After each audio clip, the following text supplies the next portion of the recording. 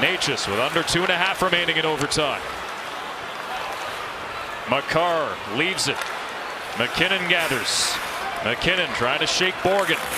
MacKinnon cuts to his backhand. He scores! Nathan MacKinnon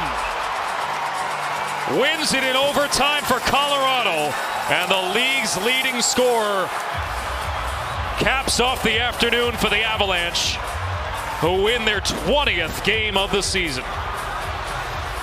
Yeah, this is you see Natchez exchange with McCarr. McCarr throws it to space.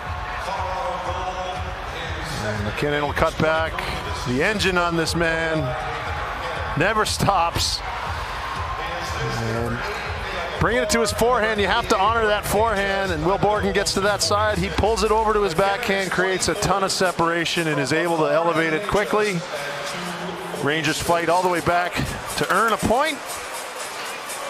Ultimately fall in overtime to Colorado. A 2-goal afternoon for Nathan MacKinnon, who extends his lead in the NHL scoring race and goal scoring race.